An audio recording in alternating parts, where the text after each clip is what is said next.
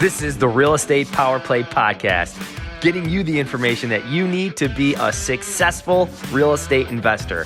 Hosted by Mark Monroe, Ronald Walker, Gabe Rodarte, and me, Marty Grizzanti. Combined, we've done thousands of real estate transactions. So get ready for real stories and true case studies on finding deals, growing portfolios, and making money. Welcome to the show.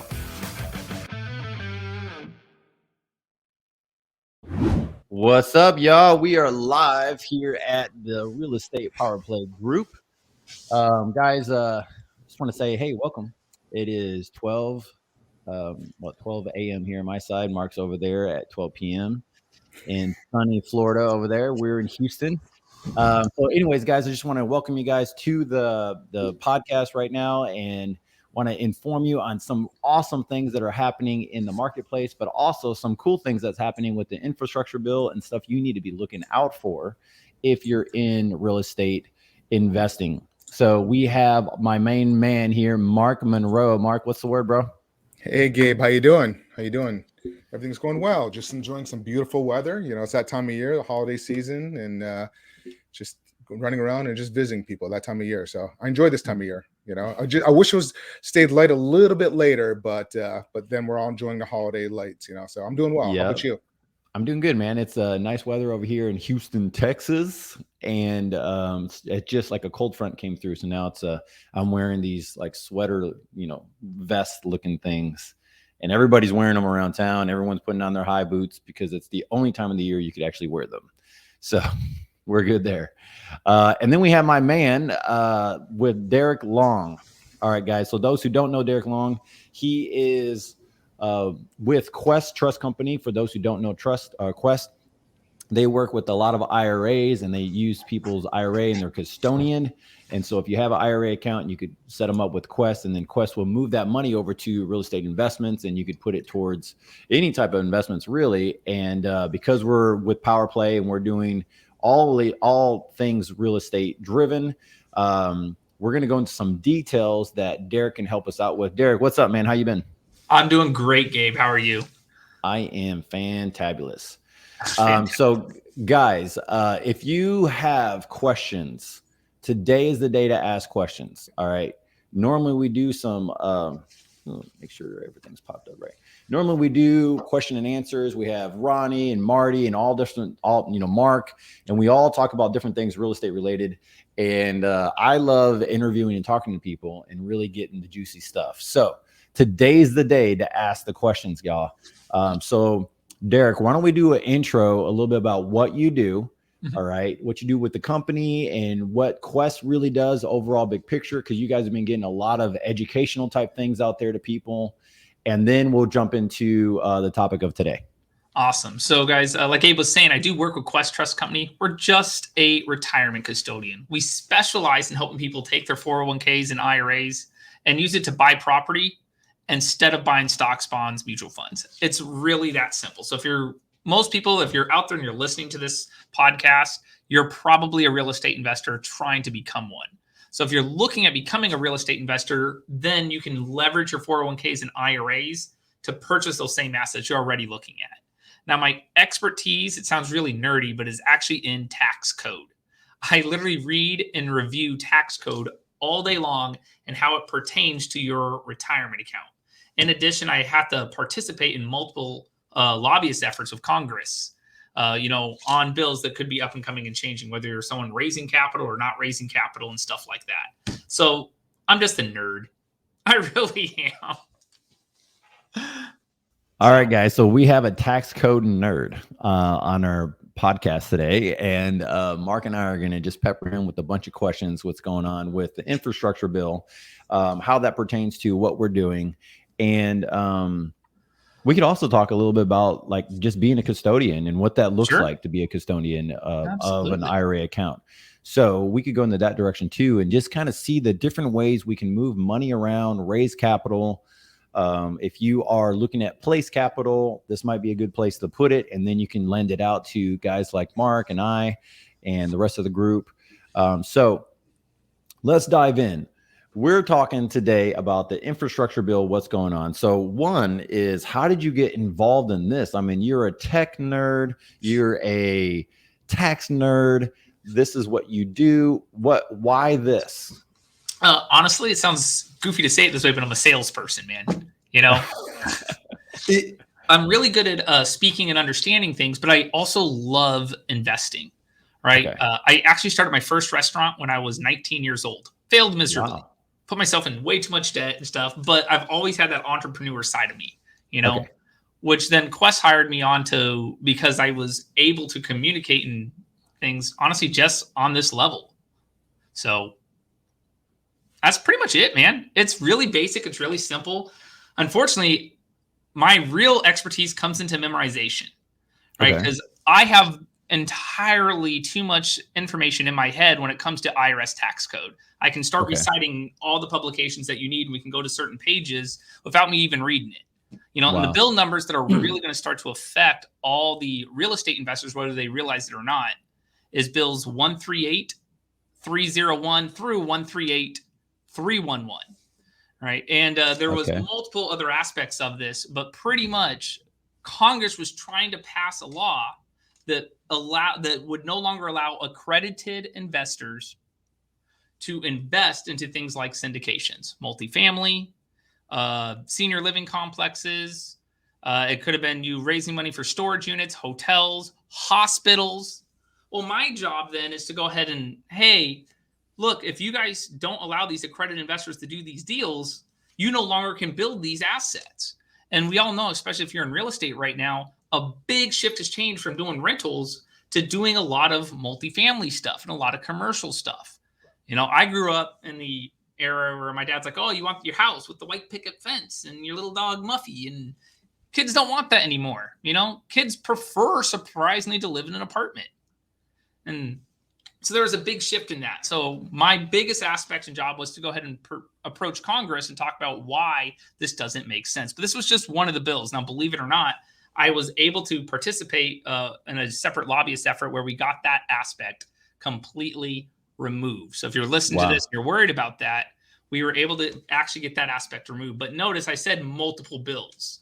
You know, there was a total of 14 of them in there, and we're only able to get about 5 of them removed. So the other ones are the ones that are actually starting to scare a lot of the other investors.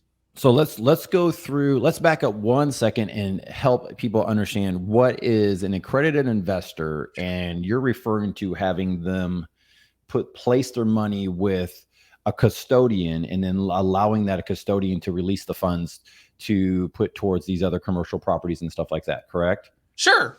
So so what's accredited investor? Let's go there. I always like to say someone who's on paper a millionaire, right? Now this doesn't mean you have $1 million, but like right now, if you own about 4 rental properties, whether debt leverage or not, you're probably labeled a millionaire, assuming you're worth 200, 250 a piece. It's pretty common. You know, or if you have a higher paying job, such as a salary, maybe something, and it depends on the state, but ranges between $250,000 a year to $300,000 a year. Okay. You know, so if you're making some decent money, you can be labeled as an accredited investor. Now, there's a different side of it called a sophisticated investor. Many of us out there, especially if you're listening to this podcast, are probably sophisticated, right? Meaning you're knowledgeable in this investment, which is why you're qualified to do these type of deals. Nice. So these accredited investors, right? They put their money and you're referring, we're all talking about using the IRA money, right? That's what we're referring to. For me, absolutely. But it affected more than just the IRA side. Really? So it's anybody who was accredited or accredited investor could, even out of their own money, out of their own pocket somewhere else, would have had a hard time putting it towards these other type of investments. That's correct. Wow. Okay. But once again, we were able to get that removed. Thank God. Okay. So we got that one removed. Good job to you. Thank you so much for doing the hard work. What are and when I talked to you the other day, we were talking, there was like 3 or 4 items that's on the list of like, oh crap, this is going to happen. And we might all have to figure out how to move our money around a different way. So that gets moved off and that gets X'd. What else is happening? There's 2 or 3 other items, right? Yeah. So the biggest thing to understand, I think, is we have to figure out how people and why people want to use a self-directed IRA to do a real estate deal. Let's say I, as an investor, I found a house and I'm going to do a fix and flip on it, right? When I fix and flip it and I make $20,000, I don't actually get to keep 20 grand, do I? Because it gets taxed, right? The IRS steps in, they take capital gains tax, right?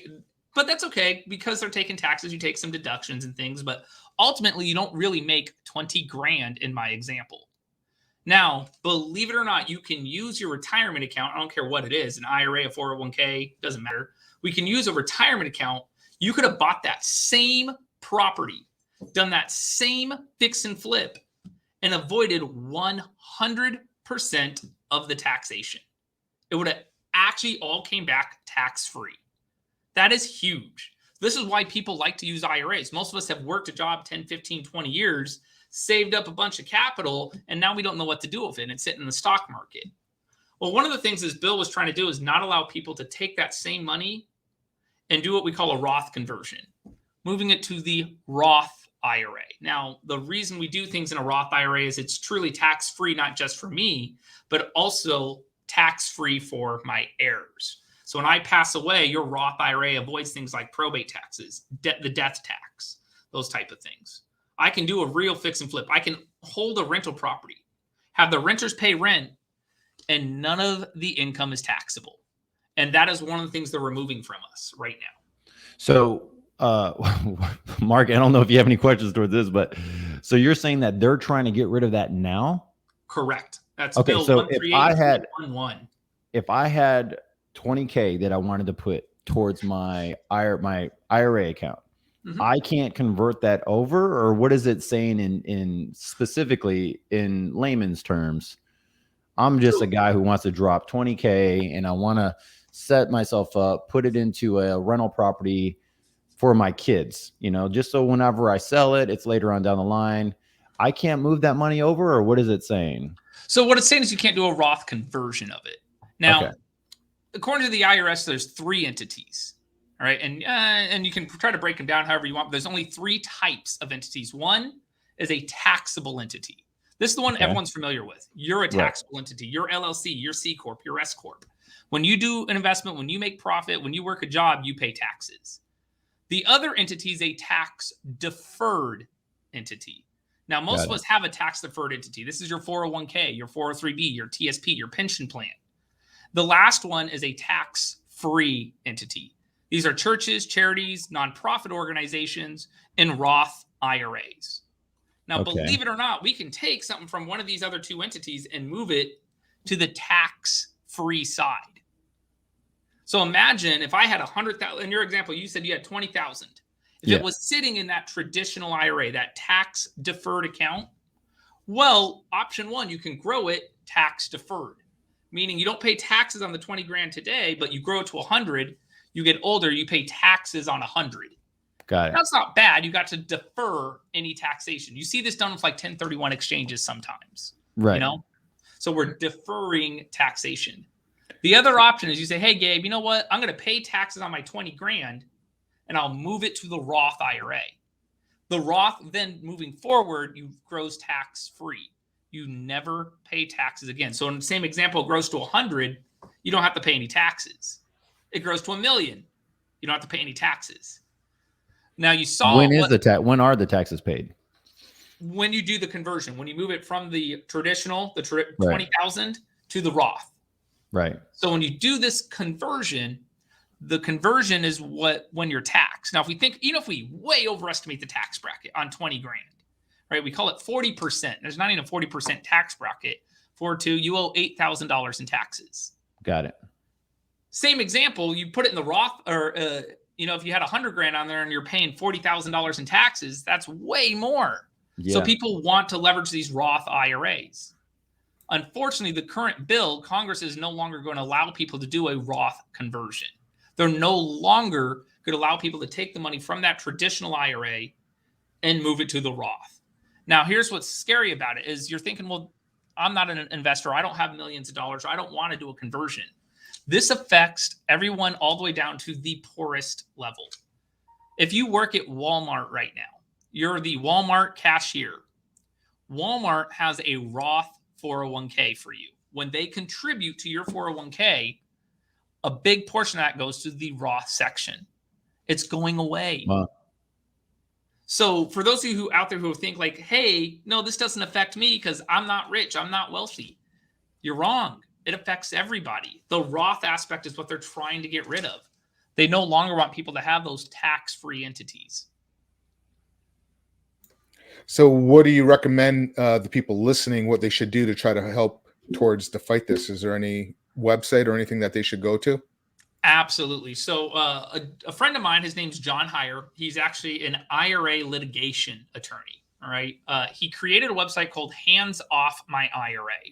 And what it does is it allows you to reach out directly to either your senator in your local state, your congressmen or women, right? And ultimately reach out to them. And he has even pre-drafted an attorney letter. So you don't even have to do it yourself. You can copy and paste and reach out directly to your senators and congressmen. When these type of things happen, you have to understand how bills are created and proposed, right? First off, a bill goes to the House, right? There's 435 individuals and they all have to vote on it. Next, it goes to the Senate, and then finally, it goes to the president for its final signature. Well, the bill already passed the House, and it's voted on next week at the Senate level, right? Most likely, it's going to pass. All we can do is make noise, unfortunately. Wow. Right? And that's what's scary. Now, the Roth. So this thing's going to what are the percentage in your perspective from everyone you're talking to that this thing will pass? You're not going to like it, but I'm going to say over 90. Holy cow, dude. Yep. Throughout the whole nation? Like, Yep. No one's talking about this. Well, so one of the reasons that no one talks about it is who sits here and reads the bills, right? My friend Derrick Long does. So this bill, if you actually look at it, the bill number that I'm talking about is Bill 138311, right? It's a total of 3 paragraphs on an 1,800-page document. Who read all that? This guy. No one out there is reading and going through exactly and not only that, but when you do read it, most of the time it doesn't make sense to the average individual. So, okay, what are the options? So I put on here, guys, if you're listening, we put on here, it's called Hands Off My IRA. All right. And I put it in the chat. Thanks a lot, Mark. So it's on there, and we have a couple questions like, hey, what are some of the options? Like, what do we do? So that's option 1 is honestly just make noise. That's the best option you can do. All right. Is literally reach out to your senators and congressmen. Well, believe it or not, don't think of them as the bad guy. You have to understand that, just like I said, do you really think your senator of your state right now is sitting there reading that 1,800-page bill? No, they have individuals that do for them, and they sign off based off what they believe is the correct political agenda. The reason we were able to get those other aspects removed so easily, right, was because we made enough noise. We reached out enough and just honestly helped enough individuals. So wow. Okay. So I think there's a lot of people that look at this stuff and they listen to this. And guys, if you're listening to this, and those who are on Facebook Live and YouTube Live and everything, seriously, this is actually a bigger deal than what I even thought it was, as we're talking about it. So you're saying it's over 90% this is going to happen. Yeah. When this happens, I think a lot of people do look at congressmen and senators and just the office space of going, these guys are so busy. They're not listening to anybody. They're not even caring. How do you approach this, since you're kind of a lobbyist perspective view? You got in the minutia. You were saying for a while there, you were traveling, right? Weren't you doing a lot of traveling and meeting up with these groups and stuff? Yes. So what is the perspective from that? Because from our point of view, I'm just going, we're investors. We're just going to do our single family. I got some multifamily. I got some other stuff. I'm just going to do me. I'm going to do me. This is complicated. So you have to understand that a lot of times what they look at is very short-sighted. And I love Josh's question right there. It says, why are they doing this? All right. It's a great way to create temporary taxation today. All right, but it's putting Band-Aid on a giant wound. All right, it doesn't actually fix any problems that we currently have in our infrastructure. So prime example, notice when I gave you the example, I said, hey, look, Gabe, you have option 1, you pay $20,000 in taxes today, right? Or option 2, you grow it and then you pay taxes on $100,000. Well, obviously, Congress, you'd think, would want the taxes on the $100 grand.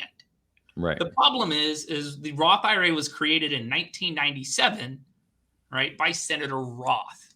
Now, this was really created to replace a form of Social Security. Despite what you believe in your political views and all this stuff, right? By the time I'm 70 and 80 years old, there's probably not going to be Social Security around. You know, it doesn't matter how you what you believe in. So the Roth was there to help people like myself, you guys, to grow this account so we have a nice retirement nest egg. The problem is it worked too well. People like Peter Thiel, if you hear what he did, do you guys know who Peter Thiel is? Yes, right? I do. PayPal guy. Guess how he started PayPal? Through his Roth IRA. Wow. Now he has a $5 billion tax-free account based off the old rules and regulations, right? So he created $5 billion tax-free, not even reported. That's impressive. Wow. Now, instead of being mad at him, all right, all they need to do is actually change and update some of the rules, which is what they originally did. If he tried to do that, if someone tried to create a PayPal type thing in a Roth IRA nowadays, it would not fly. It would not work. That was a very old method that he did in the early 2000s that honestly tax code changes and updates in 20 years. But that's not what they see. All you see and hear is the end result. You didn't see the 30 years of work that he put behind it to get it going like that. Right. You know? So unfortunately, why are they doing this? It's honestly just poor education, right? All they do is they hear and they see, well, great, we see this guy made $5 billion tax-free. We didn't get to touch any of that money. You know? Wow. And that's what they look at. They don't see how it affects the smallest guy. What is one of the other things? You said there's another one, right? There's another item on the list. Yeah, so there's multiple items on the list. One of them is going to affect what I would consider to be definitely the more wealthier individuals. If you had more than 10 million in an IRA, they're going to force you to take a distribution. Now, the reason this is kind of messed up is no matter what your age is, right? If you're under 59 and a half right now and you take a distribution from a retirement account, you get penalized 10%. Well, if you have an IRA or a retirement account worth more than 10 million, well, when they make you take it out, you're still going to be penalized, even though they're forcing you to take out the money. Now, why is this important and why are people still worried? Because it's like, well, I don't have 10 million. That doesn't affect me. It means they're now limiting and capping how much you're allowed to save. Why would the government, why would the IRS, why would Congress limit how much you're allowed to save for yourself? That's just, honestly, that's redonkulous. You're telling me I'm not allowed to save? You're going to force me to pull it out and spend it? That's ridiculous.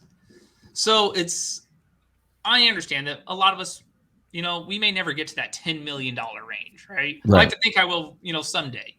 Right. But for those of you out there, understand that all they're doing is limiting and capping how much you're allowed to save, which is a really weird thing to do.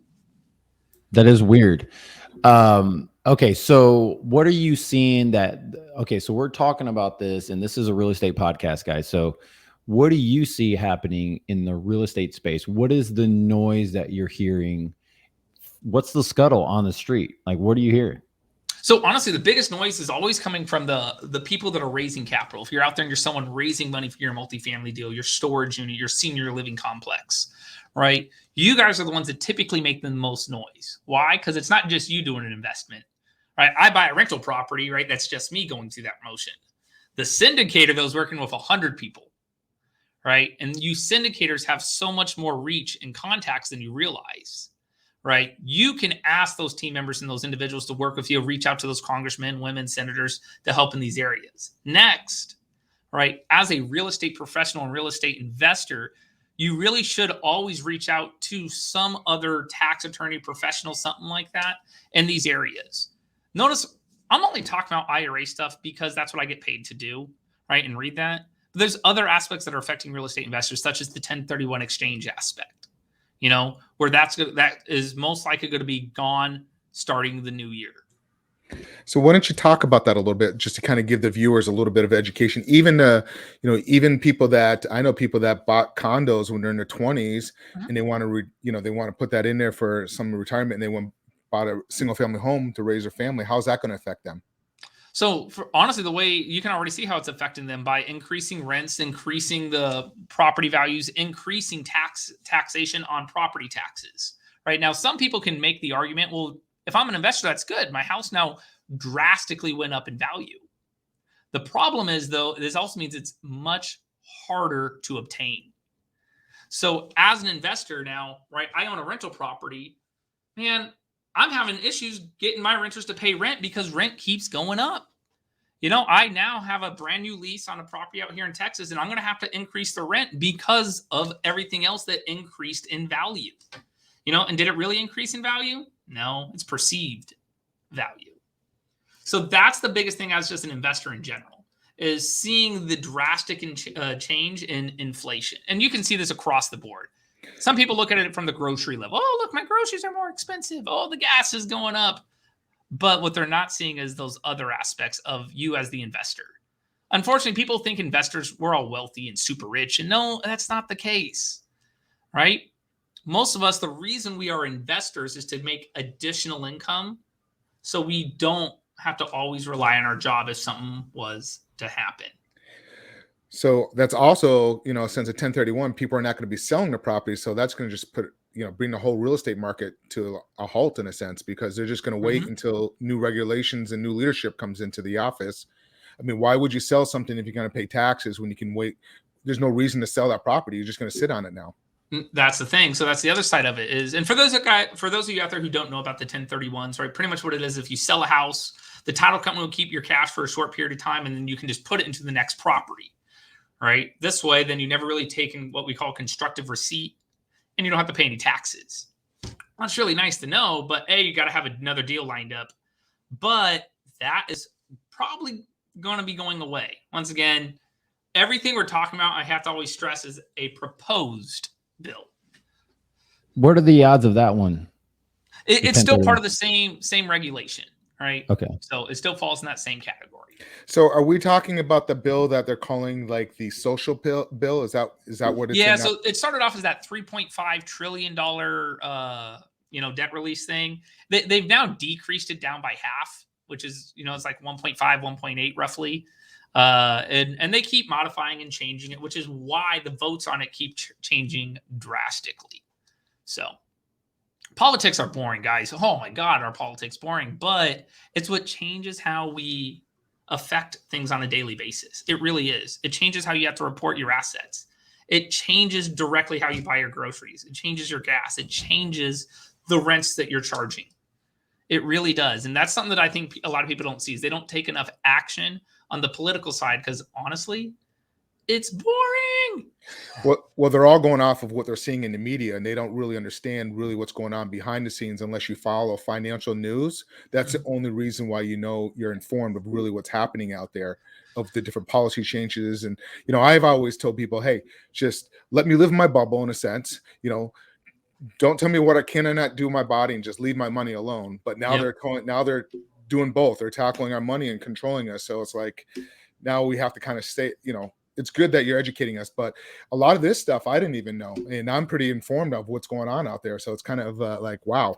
Yeah, I would definitely say, guys, that Mark's probably the more informed, especially with the group of people that you hang around with and the education level that you're at, and just the stuff that you've done throughout your life. So Derek, Mark used to run a mortgage company and a loan company, basically. And I don't know, would you have 230 some employees at one time or whatever? We have 107 loan officers. 107. There you go. That's a lot. And then I used to do business with you guys, Quest. I had a hard money lending business, Merchant Cash Advance, did business with Daniel Bloom. So we actually used to use Quest. We used to send our clients to. Why don't you talk a little bit about that, like how that works, and how like the average person that has an IRA, how they can invest in real estate, and what happens if they're not accredited? Like what if I have a friend or a cousin or uncle that wants to use their IRA and put it into one of my real estate deals? How does that work? Yeah, so it's actually one of the best ways to get started in real estate, right? Is most of us, when you're trying to think of it, you get stuck in your own mindset, right? However, right, if you don't have the capital, who probably does, is someone else, right? And when I say someone else, it's probably someone in your family that you can leverage the retirement account. Prime example is if my sister right now has an IRA. And I found a deal and I'm like, man, I need an extra 10 grand to get this house closed. Did you know she can use that money from her IRA, lend it to me? Now, if my sister is willing to lend me the money from her retirement account, I can secure it with the property. I can give her a first or second lien on the house, no problem. Meaning she has more security with me, her brother, than she does in the public market. In addition, I can make now good interest payments to her that she sees consistently directly back to her IRA. Remember too, any payments that I make to her, it's not taxable, which is unbelievable because it's something that a lot of people seem to miss. Remember, anytime we use our IRAs to do these type of deals, none of the income is taxable today. And if you're using a Roth, it really is tax-free. Lastly, you can do interesting structuring with it. Realize that if I didn't want to pay my sister interest because maybe I couldn't make those monthly payments, I was like, hey, you know what? Let me borrow the money from your IRA. She had 50 grand, 10 grand, 100 grand, whatever it is. I can get this deal done. We'll split the equity in it. I'll give you back 50%. I'll keep 50%. Now, as a real estate investor, I just created a nice little cash cushion for me. I was able to jumpstart my business. And my sister not only had a security for her investment, but was also able to watch me succeed, which I know sounds weird, but man, family likes to watch other people succeed. They really do. Now, do they have to be accredited? Because you mentioned accredited before. Not at all. So separate that. Separate the difference. So remember, when we talk about accreditations and stuff, this is going to be depending on what you're investing into. Sometimes when we go to do an investment, what happens is the investor itself who's raising capital says, hey, I can only legally work with accredited investors. And they do this for safety precautions and they have to file for a license, but most of the time that's not what you're doing. If I want to use my IRA and buy a house, I don't need to be accredited. If I want to use my IRA and lend Gabe money, I don't need to be accredited, right? As a matter of fact, it's one of the best things to do to get started. What's nice is I can use my IRA, lend money to Gabe. Gabe can go do a project. Now, why would I want to do that? Especially if I'm a new real estate investor. Now I get to see what Gabe does. What contractor did he use? How did he find the house? I'm going to go ahead and now see the settlement statement, the HUD statement, the title. I get to go through all these motions as a lender, have security for my investment, and Gabe's taken on most of the risk. This is a great way for me to learn real estate. Before I ever bought a property, I did 9 or 10 different notes, right? Where I was lending money to usually a fix and flipper. Whether it was a first lien, I've only done a few second liens, right? If I do a second lien, they're very, very small, or 10 grand or less. But now I just got one question, because there is some rules that some people have to follow, and they should understand this a little bit and just touch base on that. Because I've seen people in groups that are, soliciting people for capital out there and they're not licensed. You want to touch base a little bit on that?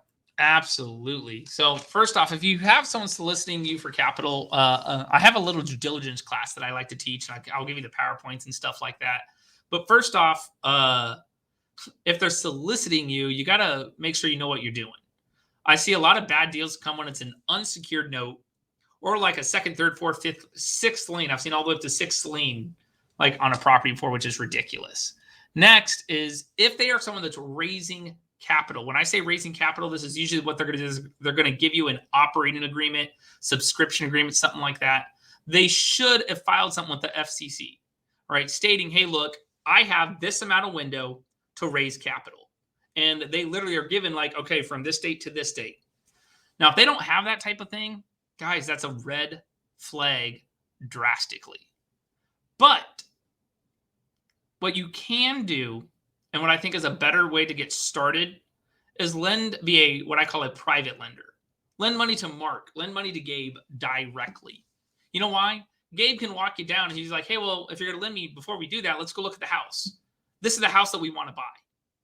Right? And Gabe, would you be willing to do that? I see your Facebook videos. Absolutely.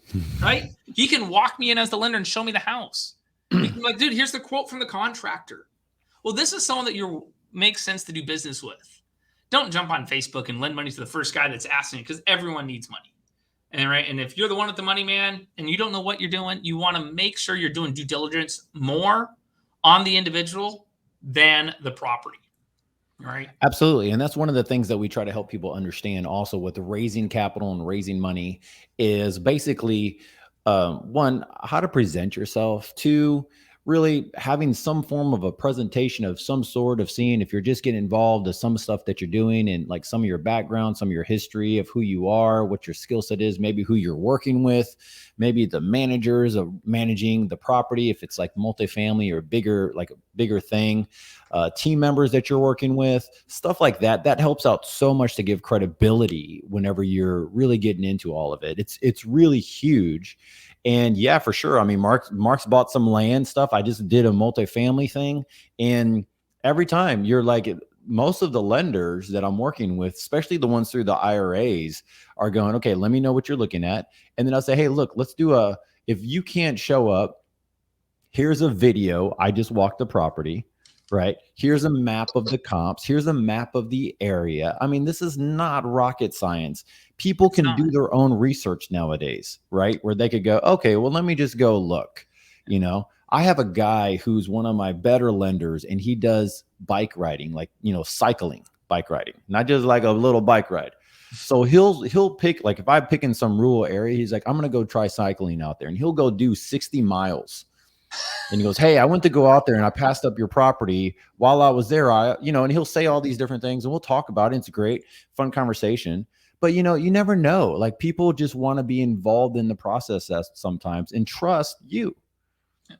And once again, guys, if you want to be a lender, leveraging your retirement account is one of the best ways to go about it. You can lend that money from your 401k, from your IRA, to someone like Mark, someone like Gabe. They can secure your investment, all right, 100% with that asset. In addition, I think the biggest thing about it, though, is it's a great way to get started in understanding it. You know, if I see Gabe, I'm like, well, Gabe, why didn't you told me in the rehab, you know, you're doing this, but I think you should replace the windows. Nah, no need to. You know, it's not going to increase the value of the house. It's not going to change the appraisal value. I'm not going to do X, Y, Z. That helps me as a lender if I want to start doing fix and flips, if I want to pick up rentals. So I have a question, piggybacking off of what you're saying before, like, what if it's a newbie investor that wants to do a fix and flip, and they don't have a relationship, but they go into a Facebook group and they post, hey, I'm looking for a private lender to use your IRA. Are they allowed to do that, or how does that work? So there's some debate on this topic. All right. Now I want you to understand that I work for a very conservative company. And I would always say that you should never be able to solicit money in that standpoint. All right. The main reason why is you really should have a license to do so. All right. One of the better things that you can do is show up to an actual event. All right. Gabe, I know, hosts an event once a quarter. He might be doing it once a month now coming up, but I know at least once a quarter where people can come in, where you can meet someone, shake their hand, talk to them, and then let them know either you're looking to be a lender or looking to be a borrower. Be very, very careful. If you're the guy out there and you're jumping on Facebook and be like, hey, who can lend me money for this deal? You know, you can get in trouble, right? That can come back and bite you in the butt. Now, is it still done every single day? Unfortunately, it is, right? And some people be like, oh, man, I always do that, and nothing bad has happened. You're right. You know, there's plenty of people out there who've never been audited, and they've been lying on their taxes every year. But eventually what happens is something goes wrong, and they get caught. And the minute you get caught, that's when you get in trouble. So. Yeah, I see a lot of new investors doing this out there, and they don't realize what they're doing, and it's a big no-no. So just want to, it's, what is it? The 3-touch rule? Is that what it is? Is that what is that how the SSC? I've heard that before. Like, I don't know. There's, like you said, there's different, you hear so many different things. I've heard, like, you meet somebody, you can't like talk to them or pitch anything. You got to get to know them and then touch them like 3 different times. I've heard that rule before, and I don't know if that's true. So that all kind of depends too on why you're raising capital, how often you raise capital, the state you're raising capital, what the asset's for. Most of the time, right, especially if you're a good syndicator, right, you're going to probably be working with the same individuals you've been working for the last few years, right? If this is not your first deal, man, that means that you're really probably in the clear. It means that most of the people you're working with are people that you've worked with before. So a lot of that you're mentioning, yeah, you're right. But the problem comes down to when it's your very first investment. The best thing to do when it's your first investment is honestly just build a network before you start diving in and just, hey, I'm going to do X, Y, Z. And I went to a class and, oh, Tony Robbins pumped me up. Man, relax. Build a network. So A network. So how does that work? All right, I find somebody, my uncle or my aunt, she has money in IRA. How do I get that in my hands? Great. Honestly, you just ask. It's really that simple. So it's funny is option one is you first off want to make them feel comfortable, right? And walk them through the process. Let them know why you want to borrow their funds, whether it is to start your own business, whether it is structured as a loan on a property securing their investment, right? This also looks good to you to other investors, right? The reason why is, man, if my own grandma, if my own family doesn't trust me, if my aunt, my uncle, my niece, my nephew, if they don't want to invest in me, why are you going to invest in me? You know? So this is usually the first thing you want to understand. Now, if I'm using my IRA, believe it or not, there's a handful of people that can't lend me money from my IRA, and it's your spouse, your parents, you, and your wife, you know? So when I say this list, I didn't say family, though. I was very specific. And it's really your lineal ascendants, right? You, your spouse, parents, kids, right? These individuals can't use their IRA, but your siblings typically can. And So how do I get it out of my Roth, my Roth into my account so I can go purchase that property and do the rehab? What's that process? How do you guys come in play? So honestly, your IRA, when we set it up, is its own entity.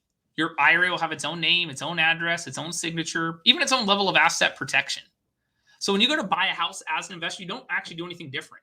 You found the house, you make an offer, you work for your agent, the title company, the bank if it's debt leveraged. But when you read the buyer's name, the only difference changes is it's not your name anymore, it's your IRA's name.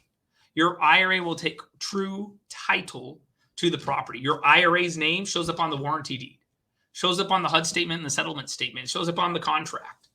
Now, once you send that over to me, I'm going to review it, make sure that everything else has the right retirement language. I charge you a fee, right? Charge you $125, but then we send the money over to the title company for closing. And that's it. Go ahead, Mark. I was going to say, did you have another question? I was going to say then, so when I use that money, right? Say I do a fix and flip, and they lend me $50,000, and they're getting, it takes me 90 days to do it, the fix and flip, and now I'm going to give them back 60,000. Does that have to go back to the IRA, or can they put that in the money? It absolutely has to go back to the IRA. Right? So they can't put it in their own account, correct? They can't put it in their personal account. That's correct. So this is why it's tax-free or tax-exempt, right? Remember, in the very beginning, I was talking about different types of entities. You have the taxable entities. You are taxable if you buy the house, if your LLC buys the house, if you are doing the rehab, all of that is taxable. So you get the profit, but it's taxed. The IRA is the non-taxable entity. The IRA does the investment. The IRA pays for everything. The IRA receives the profit. This is why it's not taxed. So we are opening up a can of worms that I would love to go down, Mark. I mean, because there's a lot of opportunity here that I really want to do, man. Let me ask you something, Derrick. We're doing all these things and hearing about the codes and this stuff, and you're talking to a lot of entrepreneurs right now, and you're talking to people who are just getting started. People have been around for a while. What is the exciting thing you've seen happening? Is there some excitement? Is there some cool stuff that you're like, okay, but there is some pretty cool things that I'm seeing people do a little differently than before? Absolutely. So what you got? So there is a couple of big things that we've seen a lot of people get started in. Honestly, and Mark, I know you said that you've raised capital before for some syndications. Can I just ask real quick, is it for multifamily or is there senior living, or what is it for? It was for a land development.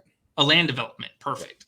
So what's nice is we've actually, if you would have asked me in 2008 to 2012, the number one investment we saw here at Quest was direct real estate, IRAs buying property. Then it changed to notes where IRAs were lending money, right? From about 2012 to 2018, we saw a lot of people lending money. Now, a lot of people are more likely to be participating in some sort of what I call syndication. The reason why is the rates of return have been insane. You don't know how many times I've seen someone invest $50,000 and the profit they've gotten back is $50,000. Like, that's a heck of an investment, And same thing, if I invest 100, I get 100 grand in profit back. And it's pretty common with a lot of these syndications. So we've seen a lot of people start doing these aspects. In addition, they do make the most sense, I think, inside a retirement account, because when do you get your payoff? Is at the very end. Most syndicated type deals, you're not designing on trying to live today, right? Mark, when you did your land development, when was the payoff for your investors? We're still in the process of it. Perfect. In the middle. Yep, so we're right? still on it. Most of them last 3 years, 5 years, 7 years, right? This means if I'm going to invest with you and I know my payoff is at the end of a 5-year payout area, well, I'm not trying to live off this money today. Why am I going to use my taxable money? Let me use my non-taxable money to do this deal. When you pay me back, I get 50 grand, 100 grand, whatever it is, right? And none of it is taxed today. That is incredible. And if I did it in the right account, like a Roth IRA, an HSA, and ESA, it really is tax-free forever. Now, did we tell people what a syndication is?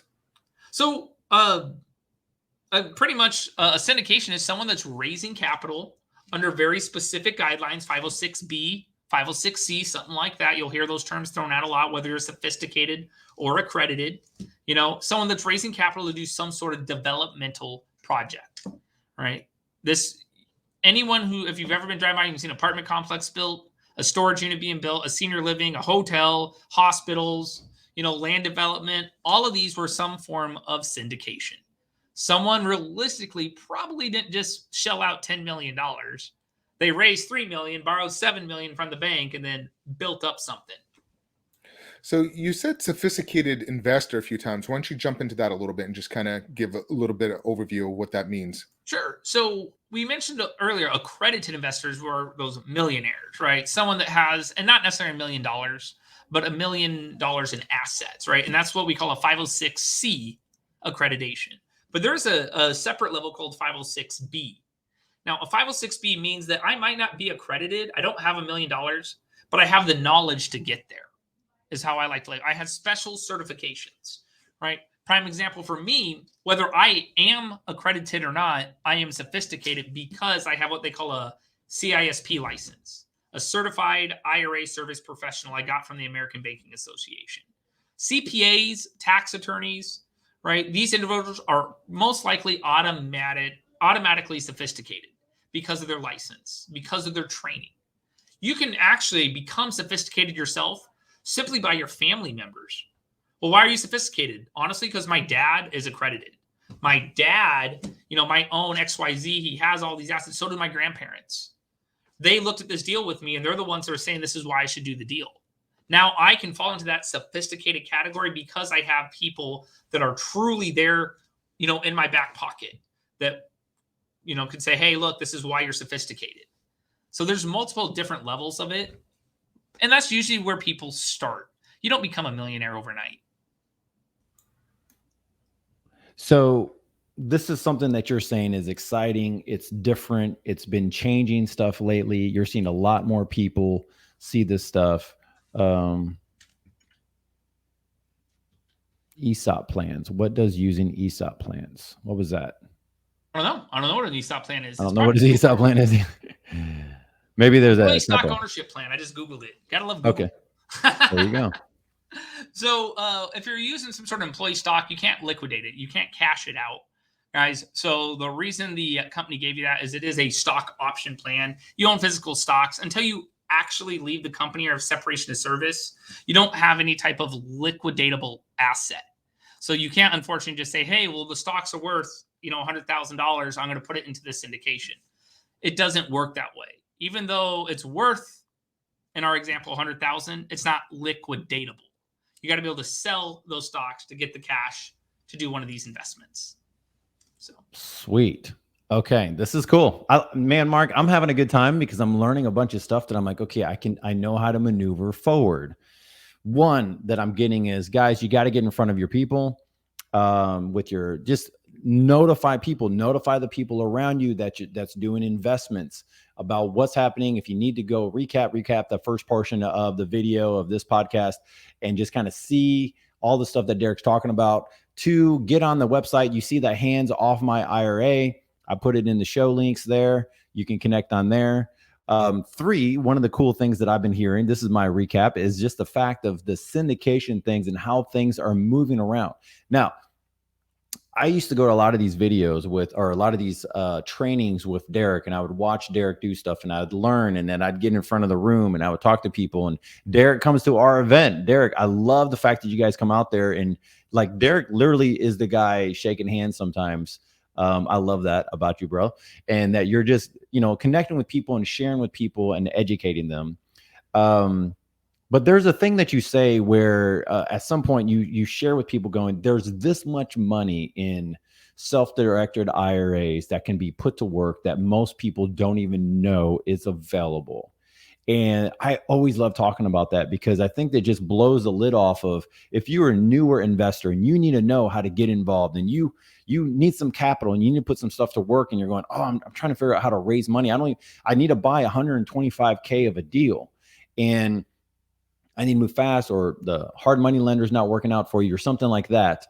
How much money are we talking about here? How much funds are we talking about? So this is just at Quest alone, but we have over $480 million, and our client's cash is just sitting. Now, I want you guys to understand that if you have an IRA with me and you move cash over, it's not invested. It sits like a rock. This cash is cash that's sitting there for these clients that are looking for the next deal. They're looking for a property to buy. They're looking for someone to lend money to. They're looking for that next quote unquote syndication.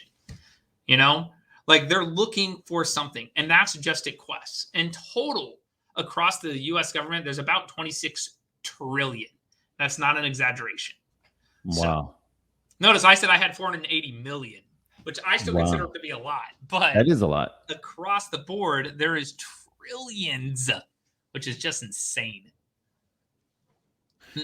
So, okay, so this is exciting. Mark, you have any questions or anything like that to follow up? No, this is awesome. I'm glad you came on, Derek. I mean, we got a few minutes left. I think, is there anything else that we should do or know, and, close it out with the bill, and then talk a little bit about, if people want more information on working with the company, and, for some of these other investors as well that are watching.